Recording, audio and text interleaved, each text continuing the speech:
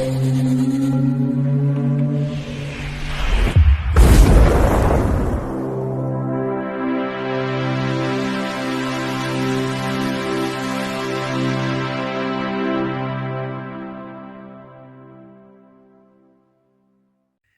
Bayek, it's me, Ian. And in today's video, I'm continuing my look at the third and the fourth Doctors. Classic Doctor Who. Absolutely love classic Doctor Who. And this is The Time Warrior from 1973 to 1974. Now, previously, we'd had The Green Death, which is 1975, and that concluded the 10th season. And the next story after this will be Invasion of the Dinosaurs. So this is the story that opens the 11th season. So it's the first story of the 11th season. And this was transmitted on the 15th of December, 1973, and finishes on the 5th of January, 1974. Now, it's written by the wonderful Robert Holmes, who really can't do any wrong for Doctor Who. He's just all-time great writer. There's never been anybody like him, really. And it's directed by Alan Bromley, who goes on to direct one more Doctor Who, which is Nightmare of Eden in 1979.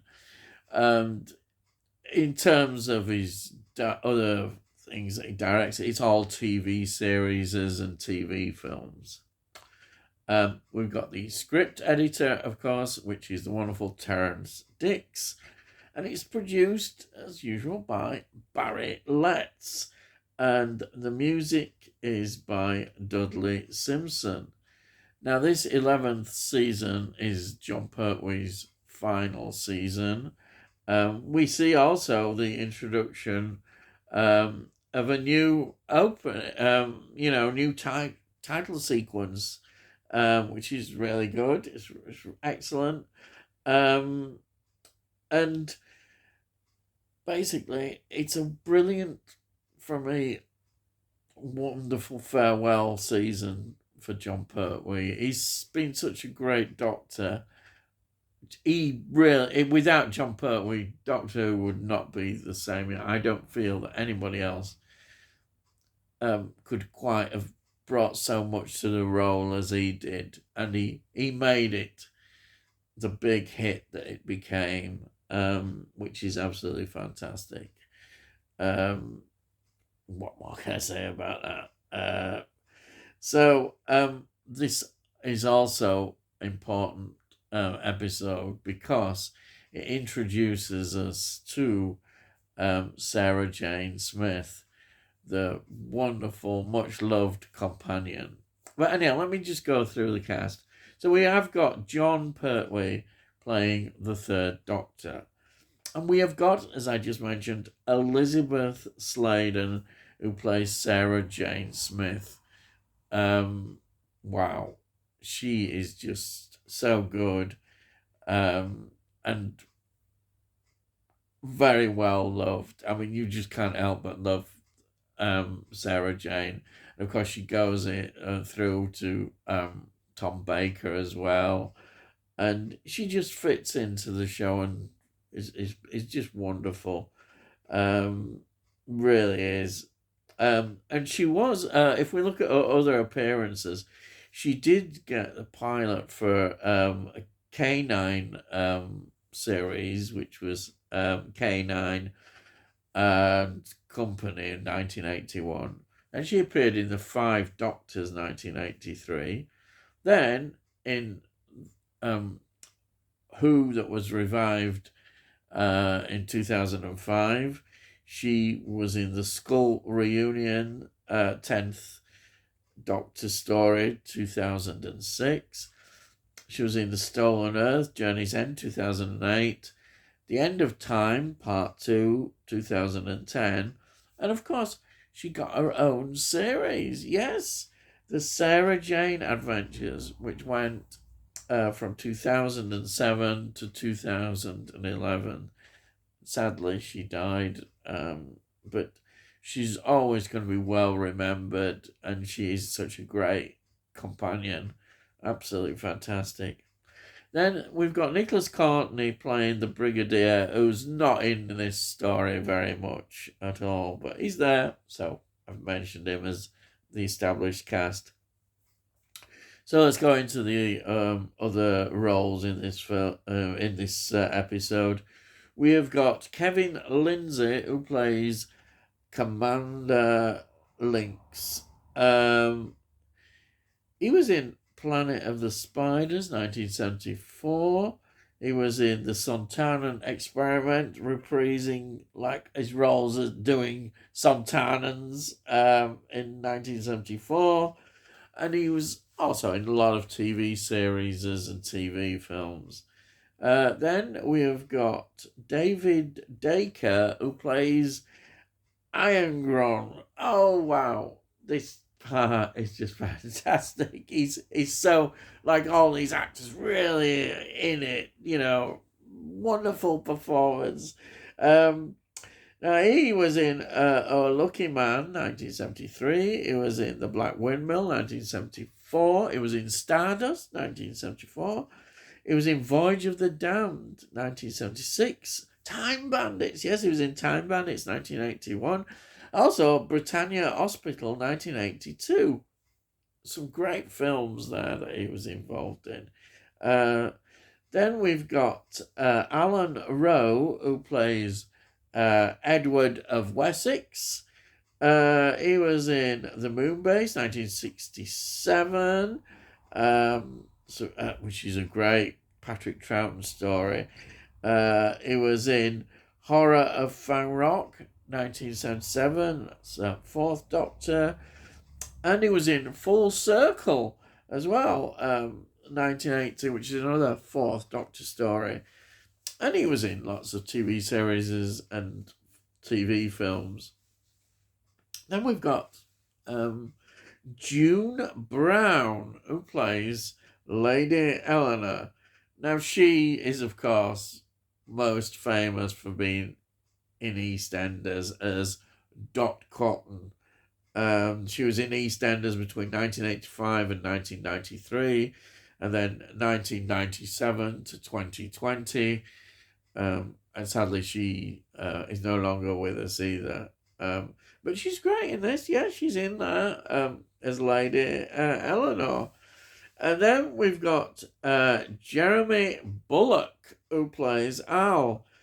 He was in films Summer Holiday, 1963, The Virgin and the Gypsy, 1970, Oh Lucky Man, 1973, and he was in a Bond film. Yes, he was in The Spy Who Loved Me from 1977. But then it gets even better, I suppose. You look at it. He was in The Empire Strikes Back in 1980 as old Boba Fett. Yes, old Boba himself. Then he was in a Bond film, Octopussy, 1983. And then another appearance in Star Wars, Episode 3, Revenge of the Sith. That is from 2005. So those are some of the main cast within this story. So, what is this about, you're saying? Well, it's what I think makes this special as well, of course. It's the first appearance of the Sontarans. So, Sontaran Commander Lynx, yes, Lynx, he lands on Earth. And it happens to be, unfortunately for him, in medieval England.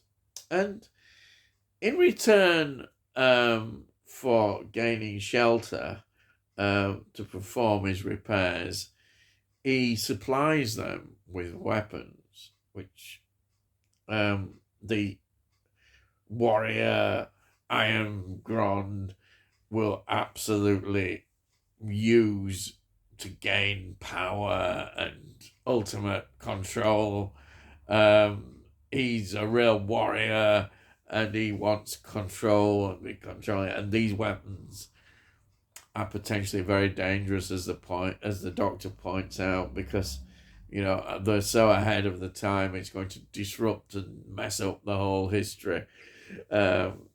So that's an important part of this story. But the other part is the reason why the Doctor and Sarah Jane get involved is because at unit headquarters, these scientists are mysteriously disappearing. And, of course, the investigation that they conduct leads them to seeing that they are being used by Commander Lynx to repair his spaceship, because nobody in that era could even be anywhere near being able to do that for him. So that's how the Doctor gets involved. And it's a wonderful story. I absolutely adore this story. It's one of those stories that you always remember. I think one of the great scenes, perhaps memorable scenes in Doctor Who history, is, of course, when Lynx lifts his helmet up and we see his face, and that's at the end of the episode, and we see it, and wow, it's great. That recognisable face of the Sontanans, absolutely wonderful. And of course, what I like about this story is in the tradition of Doctor Who, where we've got history, medieval England, and sci-fi. Yes, because we've got the sci-fi element, and it all comes together beautifully, and time travel as well, more time travel. Absolutely wonderful. This is just such a great story, and a great first story, knowing it's John Pertwee's, it's his last season. And Sarah Jane makes an immediate impact. As a companion, you see straight away she's not going to be one that's screaming away. She's a very much dominant woman, journalist who is not going to be put down. And she's very much her own character. And this is reflected what the writers wanted. They didn't want this time a companion who was screaming all the time. Wanted somebody who was very strong-willed. And we see this already. She's organising the rebellion, which is wonderful in this story. She's so good. Immediately you think, wow, she's going to be good. And she's very, I love Jo. She's very different from Jo because that relationship. But this Sarah Jane from this builds up that kind of, I think, rapport with the Doctor. We go right through to the fourth Doctor, and it's wonderful. And she's obviously, I think, considered one of the great Doctor Who companions of all the series. If you were to name, ask people who is their favourite companion, I think Sarah Jane would certainly be up there as the one, because she's so good. Such a great performance by Elizabeth Sladen. Really is. And in fact, she got her own spin-off series as well. Always well loved. Brilliant. As is this story. I just can't recommend this enough. If you've not seen it, why not? You should do it.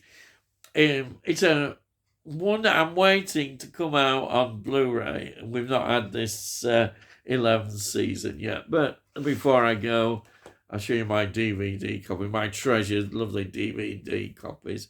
Here it is. There's a brilliant documentary as well on here. As always, there's the extras. And inside, we've got, now the disc here, we've got illustration on there. Look at that. Sontanan, Lynx. And then, as usual, we get a wonderful little leaflet which gives a bit more information on there. This is fantastic. Highly recommended. It really is. The DVD came out in 2007. And the VHS was 1989, which was an omnibus one as well, where they join all the episodes together. But yeah, this is just wonderful. Absolutely love this story. It's one of my favourites. It's one that I point out as one of the all-time great Doctor Who stories. For me, it is anyhow. I absolutely love it. And that's it. I could go on and on about one. So, if you're new to the channel, please subscribe, and we'll let you know when I put out these videos. And if you look on the playlist, you'll see all the reviews I have done of these Doctor Who classic stories. I did this one much earlier, but I thought I need to do it again, so I'm doing it because I'm following in a certain order. So that's why I've done this one. Also, you'll find, hopefully, that you might enjoy looking at my film reviews and TV series and some music as well thrown in. And if you like this particular video, please give this video a like. It gets it out to YouTube, and hopefully other people might enjoy it and get to like it. And if you've got any comments, please put your comments down. I love to read your comments. I'll always reply to them. And that's it. So all I've got to say is, I'll see thee again.